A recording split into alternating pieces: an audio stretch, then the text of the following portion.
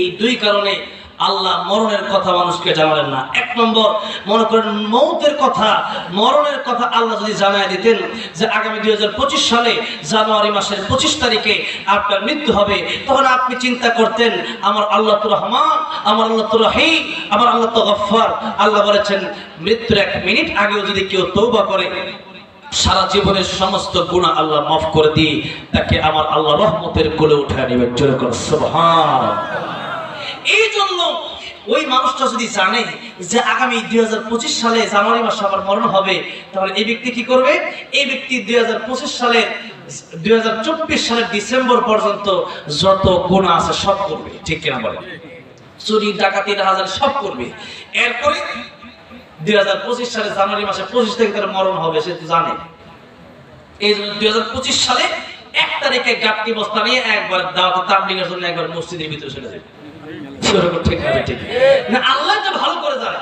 এখন বলেন কিয়ামতের ময়দানে এই যে মিজানের পাল্লা ওজন দেওয়া হবে কি হবে না? হবে।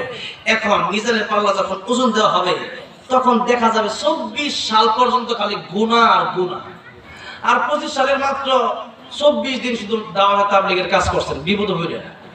তাইলে এখন আপনি যে 1 মাস ইবাদত করলেন বা 1 মাসের কিছু কম আর সারা জীবন গুনাহ করলেন, তখন নেক আমলের পাল্লা ভারী হবে না বদ আমলের পাল্লা ভারী হবে?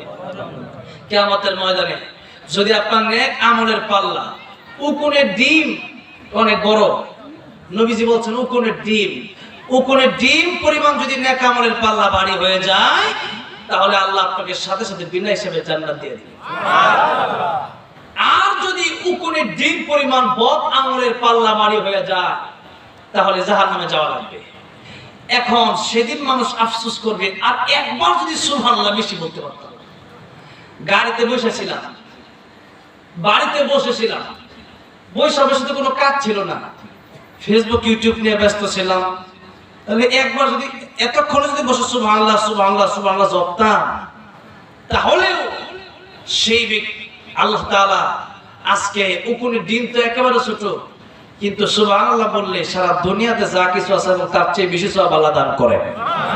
তাহলে নেক আমলের পাল্লাটা কত ভারী হতো, তাহলে তো আজকে জান্নাতে যাওয়া সহজ হয়ে যেত।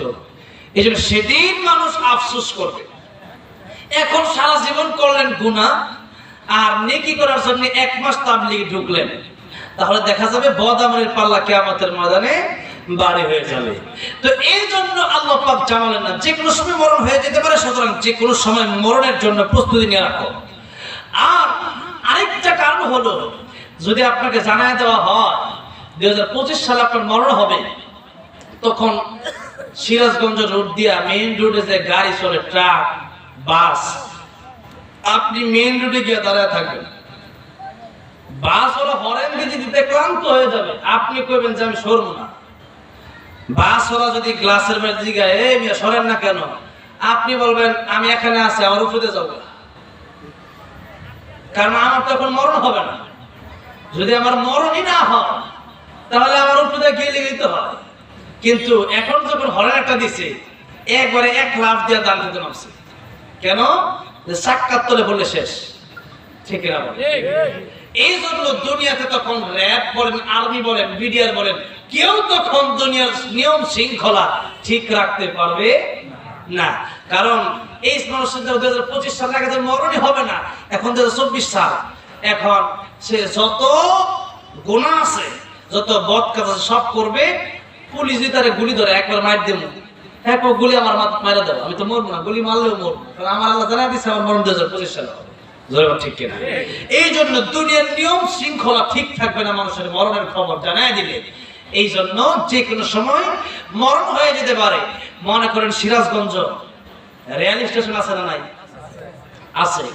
এখন কেউ সিরাজগঞ্জ রেল স্টেশনে গেল, সে যাবে ঢাকা, তো মনে করেন রাত 12টায় ট্রেন আসবে, এখন রাত 11:30 বাজে। তো আপনি রেল কোচিং এর মাস্টারকে জিজ্ঞেস করলেন, মাস্টার সাহেব রেলগাড়ি আসবে কয়টায়? মাস্টার সাহেব বলবে কয়টায়, তা কোনো খবর টবর নাই। এখন 12টা বাজে, ট্রেন আসার সময় 12টায়, 12:15 বাজছে, এখনো ট্রেন আসে না। আপনি চিন্তা করলেন কি আর করার, একটু যাই। ট্রেন স্টেশন থেকে 4-5 কিলো দূরে একটা বাজার আছে, আমার এক বন্ধুর বাড়ি আছে, ওখান থেকে একটু ঘুরে আসি, বন্ধুর লোক একটু দেখা করে আসি। এই চিন্তা করে ব্যাগ রাখছেন একটা চায়ের দোকানে, ব্যাগটা রাইখা টিকিট আবার যদি হারা যায়, টিকিট রাখছেন একটা চাউলের দোকানে রাইখা এখন আপনি গেছেন বন্ধুর বাড়িতে বেড়ানোর জন্য। বন্ধুর বাড়িতে বেড়ানোর জন্য যাওয়ার পরে এখন বন্ধুর বাড়িতে 4-5 কিলো দূরে ট্রেনের সিগন্যাল শোনা যাইতেছে 12:30টায়। এখন আপনি বন্ধু আপনারা দিচ্ছে যে বন্ধু মিষ্টি খাও, ট্রেন কখন আসে তার কোনো খবর নাই। ও মিষ্টিটা মাত্র কামড় দিবে, এমনি ট্রেনের হর্ন শুনছে, যে ট্রেনের হুইসেল শোনা যায়। এমনি চিন্তা করছে বন্ধু ট্রেন তো চলে আসছে, এখন দিছে একদম দৌড় দিলে কি হবে, 4-5 কিলো তো আর দৌড় দিয়ে আসা সম্ভব না, গেছে তো আস্তে আস্তে রিক্সায় গেছে, এখন 4-5 কিলো তো হেঁটে আসা সম্ভব না। এখন এই লোক চিন্তা করে আমি কই, ব্যাগ কই, টিকিট কই, ট্রেন কই, পড়ছে নি বিপদে, বিপদে পড়ছে। ঠিক তেমনি ভাবে মালাকুল মউত আজরাইলের গাড়ি যে কোনো সময় চলে আসতে পারে, এখনো চলে আসতে পারে। এই মুহূর্তে আমার জান কবজ হতে পারে। ফিরোজ শাহ একজন শিল্পী ছিল, তার কবরটা আমি জিয়ারত করে আসছি মিরপুরে। এই ফিরোজ শাহ গান গাইতেছিল, 1 মিনিটের নাই ভরসা, সাঙ্গ হবে রং তামাশা, গান গাইতে গাইতে স্টেজেই মরে গেছে। সে কি জানতো যে এটা বলতে বলতে তার মরণ হবে? তার তো সেরকম প্রস্তুতি নিয়েই পড়তো, তাহলে ডাক দু তবলা বাজায় পড়তো না। এই জন্য যে কোনো সময় মালাকুল মউতের গায়ে আজরাইল চলে আসতে পারে। এই জন্য আমাদের 24টা ঘন্টা মৃত্যুর প্রস্তুতি নিয়ে রাখতে হবে। এরকম না যে আগামী শুক্রবার ভালো হয়ে যাবে, আগামী এই যে রমজান গেছে, আগামী রমজান আসলে পরে ভালো হয়ে যাবে। যারা বিয়ে করে এই যে বিয়েটা কইলেই ভালো হয়ে যাবে, সম্পূর্ণ ভুয়া কথা। কে দিছে আপনার এই গ্যারান্টি যে আপনি বিয়ে করতে পারবেন, এরপরে ভালো হইতে পারবেন, এরপরে মরবেন? এই গ্যারান্টি আপনার দিছে কেউ? সুতরাং ভালো হতে হলে আগামী ফজরের সময় থেকেও না, ভালো যদি হতে হয় এই মুহূর্তে এখানে বসে থেকে এখনই তওবা করতে হবে। তওবা মানে হাত উঠায় আপনি তওবা করলেন, এটার নাম না। তওবা মানে এখন নিয়ত করতে হবে, পিছনে যা গেছে গেছে, মা মাজা মাজা লাইসা বিহিল কাজা, যা গেছে এটা তার পূরণ হবে না। তবে আল্লাহ তওবা করলে যত গুনাহ আছে ওগুলো উল্টা নেক দিয়া পরিবর্তন কইরা, যেখানে গুনাহ লেখা ছিল ওখানে আল্লাহ উল্টা নেক লেখা দিবে। কোন সুবহানাল্লাহ। তো যা গেছে এটা তো ফেরত আসবে না। অনেক মানুষ চিন্তা করছে সারা জীবন গুনাহ করছে, এখনই সালার ওলি হইতে। তো এই কথা বললে হবে না। সারা জীবন গুনাহ আমি আর আপনি কি করব? যে ওমর রাদিয়াল্লাহু আনহু নবীরে মারতে গেছে, চিন্তা করেন অবস্থা কি ছিল। সেই ওমর রাদিয়াল্লাহু আনহু নবী বলেন আমার পরে যদি কেউ নবী হইতো তাহলে ওমর রাদিয়াল্লাহু আনহু নবী হয়ে যেত। আল্লাহু আকবার। অসংখ্য অগণিত জায়গায় ওমর রাদিয়াল্লাহু আনহুর কথায়, ওমর রাদিয়াল্লাহু আনহুর মতের উপরে আমার আল্লাহ নিজে কোরআন শরীফের আয়াত নাযিল করে দিয়েছেন। অথচ সেই ওমর রাদিয়াল্লাহু আনহু 100 উটের লোভে আল্লাহ নবীকে হত্যা করতে গিয়েছিল। সেই ওমর রাদিয়াল্লাহু আনহুর দাম আল্লাহ কত বাড়ায় দিলেন। এই জন্য আগে যা করেছেন সেই চিন্তা করে লাভ নেই, এখন সামনে কি করবেন সেই চিন্তা করেন। কত বড় বড় ডাকাত আল্লাহর ওলি হয়ে গেছে।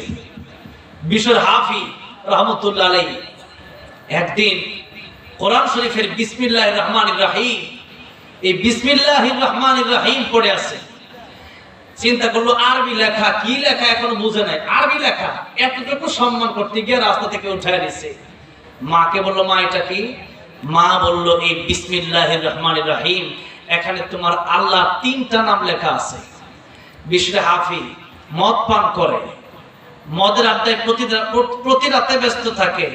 বিশর হাফি বললেন মা আল্লাহর নাম এত দামি, এটা কি করা যায়? আতর লাগায় খুশবু লাগায় এটার উপরে উঠাইয়া এটার সম্মান করতেছে।